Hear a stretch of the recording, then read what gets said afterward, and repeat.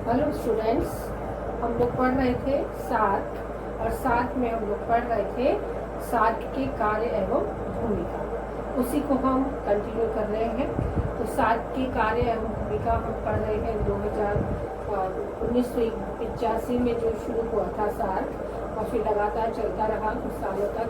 और उसके बाद में हम क्या कर रहे थे, इसने क्या क्या कार्य किए, कहाँ कहाँ इसने सहयोग किया, वो सारी बातें हमने सार्क के शिखर सम्मेलन में क्या क्या हुआ, कौन कौन से नए भूमिकाएं बनी, नए कार्य कौन कौन से हुए, इन सब के बारे में हम लोग पढ़ रहे थे। तो 11 शिखर सम्मेलन तक हम लोग पढ़ चुके थे।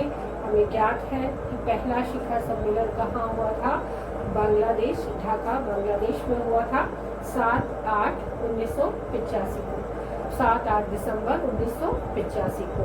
और उसके बाद हमें 11 शिखर सम्मेलन पढ़ लिए थे और अब हम पढ़ रहे हैं 12वां शिखर सम्मेलन से। तो सार्क के कार्य और भूमिका को कंटिन्यू करते हुए हम 12वां शिखर सम्मेलन जो इस्लामाबाद पाकिस्तान में 4-6 जनवरी 2004 को प्रारंभ हुआ था, इसके बारे में आज हम पढ़ेंगे कि क्या क्या हुआ इस सार्क सम्मेलन में। तो 12वां शिखर सम्मेलन जो इस्लामाबाद पाकिस्तान में 4-6 जनवरी 2004 को प्रारंभ हुआ था, और इस सम्मेलन में शांति, स्थायित्व, विकास और समृद्धि पर विशेष बातचीत की गई, सेफ्टा पर सहमति जताई गई, गरीबी उन्मूलन, जनसंख्या नियंत्रण तथा महिला सशक्तिकरण पर और युवाओं की शक्तियों को पहचानना, मानव संसाधन विकास, स्वास्थ्य, पोषाहार सुविधाओं का विकास तथा बच्चों की सुरक्षा पर विशेष बल दिया गया। तो 12वां शिखर सम्मेलन किस रूप में हमारे लिए प्रमुख है कि इसमें कुछ नई योजनाएं, एक तो युवाओं की शक्ति को पहचाना गया कि युवा शक्ति कहाँ कहाँ पर लगाई जा सकती है, और एक नई बात महिला सशक्तिकरण पर विशेष जोर दिया गया, और तीसरी बात स्वास्थ्य पोषाहार सुविधाओं पर एक लंबा विचार विमर्श करके उन सुविधाओं पर विकास किया गया, और बच्चों की सुरक्षा पर भी विशेष कार्य जोर दिया गया। तो इस तरीके से 12वां शिखर सम्मेलन इस्लामाबाद पाकिस्तान में संपन्न होकर एक विशिष्ट प्रकार के कार्य उसने किए। उसके बाद में है 13वां शिखर सम्मेलन जो ढाका बांग्लादेश में हुआ। ढाका बांग्लादेश में 12-13 नवंबर 2005 को ये संपन्न हुआ, और इसमें भी कुछ विशिष्ट मुद्दे उठाए गए, कुछ विशेष कार्यवाहियां की गई। तो इसमें क्या क्या हुआ उसे अब हम पढ़ेंगे। 13वां शिखर सम्मेलन ढाका बांग्लादेश 12-13 नवंबर 2005 को संपन्न हुआ। इसमें 3 महत्वपूर्ण समझौते हुए। पहला समझौता हुआ दोहरे करारोपण से बचाव। दोहरा करारोपण यानी कि जब भी कभी कोई आयात और निर्यात होता है तो उस राष्ट्र को कर देना पड़ता है। अपने यहाँ से जो जाता है राष्ट्र को, आयात और निर्यात दोनों कर उसके लगते हैं, तो उन दोनों पे टैक्स देने की वजह से दोहरा करारोपण लगता था। तो इस 12वें शिखर सम्मेलन में दोहरे करारोपण को रोका गया कि इसलिए ये पहला समझौता हुआ जब दोहरे करारोपण को रोक कर उदारीकरण की तरफ आगे बढ़ा गया। दूसरा समझौता हुआ बीमा नियमों में उदारता को लेकर।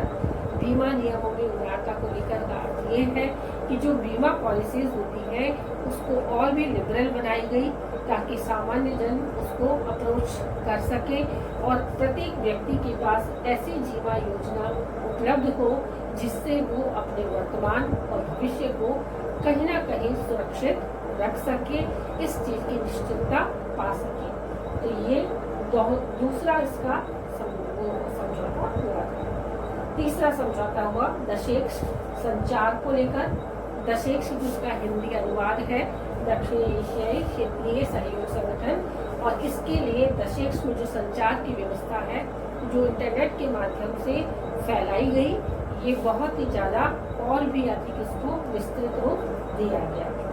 इसके बाद आतंकवाद की समाप्ति, निर्धनता निवारण, व्यापार एवं आर्थिक क्षेत्रों में निकट सहयोग दिया गया तथा 30 करोड़ डॉलर के प्रारंभिक बजट द्वारा गरीबी उन्मूलन का गठन किया गया तथा अफगानिस्तान को संगठन का सदस्य बनाने में तथा चीन व जापान को पर्यवेक्षक का दर्जा दिया जाने पर सहमति दी गई। तो 13वें शिखर सम्मेलन में यानी 2005 में इसे अफगानिस्तान को जो 8वां सार्क का सदस्य है, 8वां सार्क सदस्य को इसमें जोड़ा गया 2005 में। और पर्यवेक्षक के रूप में कौन थे? चीन और जापान। तो चीन और जापान पर्यवेक्षक का दर्जा उनको दिया गया। तो इस तरीके से 13वां शिखर सम्मेलन इम्पोर्टेंट सम्मेलन रहा। उसके बाद में है 14वां शिखर सम्मेलन जो नई दिल्ली भारत में 3-4 अप्रैल 2007 को ये संपन्न हुआ और इस सम्मेलन में भी विशिष्ट कार्यवाहियां की गई। वो क्या रही कार्यवाहियां, कौन कौन से कार्य उस समय किए गए, इसे अब हम पढ़ेंगे। तो 3-4 अप्रैल 2007 को नई दिल्ली भारत में 14वां सार्क शिखर सम्मेलन संपन्न हुआ। इसमें दक्षिणी एशिया विश्वविद्यालय की स्थापना की गई तथा सार्क खाद्यान्न भंडार, सार्क विकास कोष की क्रियान्विति, विवादों का निपटारा व परिषद का गठन किया गया।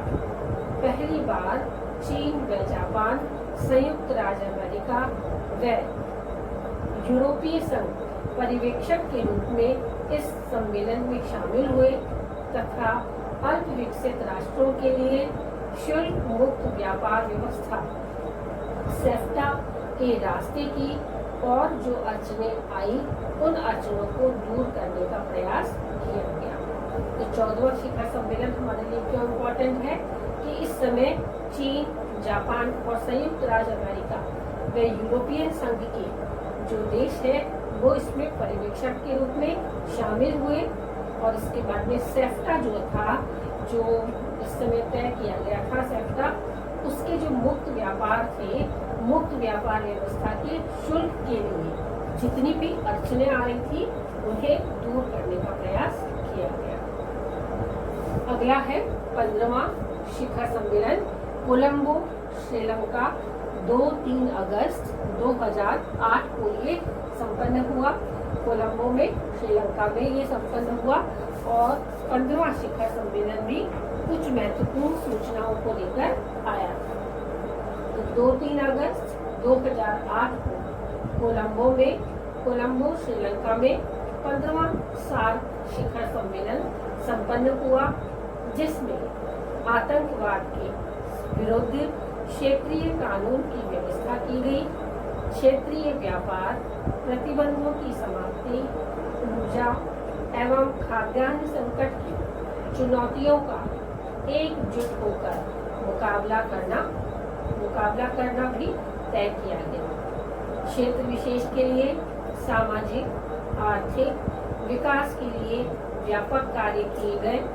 क्षेत्रीय अपराध समस्या का पुख्ता इंतजाम करना तथा 16वां शिखर सम्मेलन मालदीव में करने की घोषणा की गई और इस शिखर सम्मेलन में 11 सूत्रीय घोषणा पत्र भी जारी किया गया।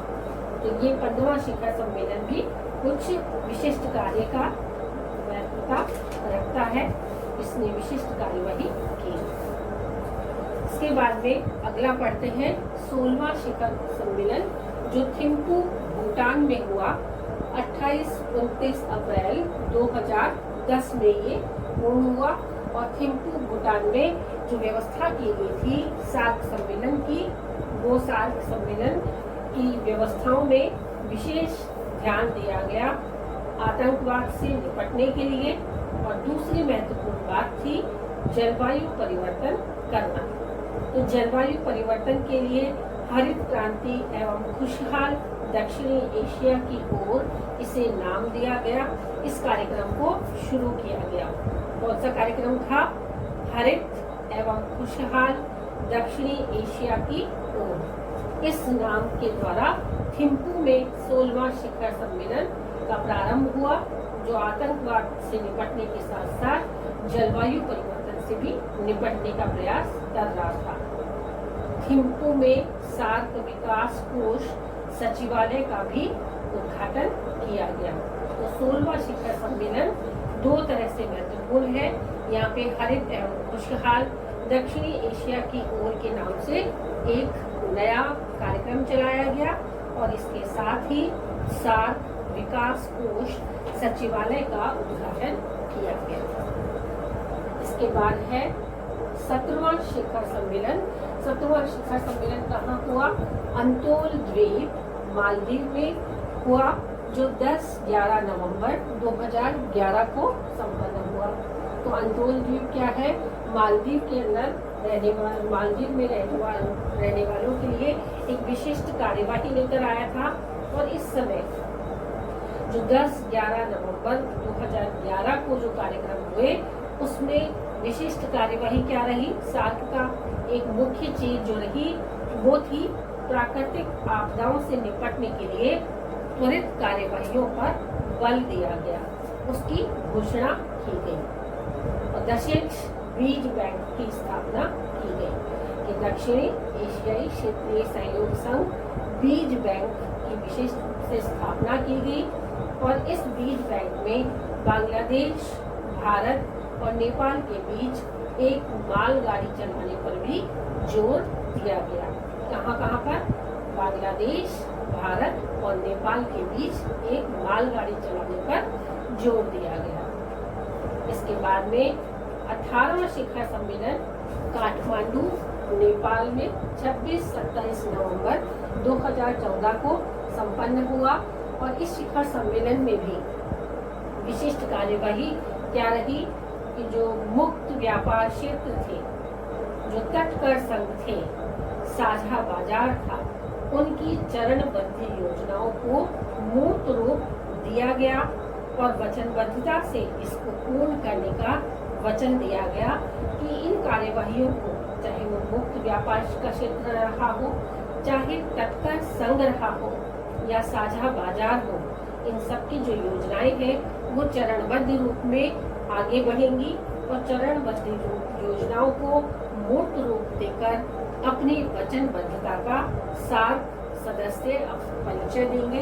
इस प्रकार से इन 18 शिखर सम्मेलन के माध्यम से हमने पढ़ा सार्क के कार्य एवं भूमिका कि किस किस रूप में सार्क ने विशिष्ट कार्यवाहियों के द्वारा दक्षिणी एशियाई के क्षेत्रों को एक विशेष योगदान देकर अपनी उन कार्यवाहियों को पूर्ण किया और उन कार्यवाहियों से सार्क सम्मेलन एक विशिष्ट पहचान बनाने में सफल हुआ।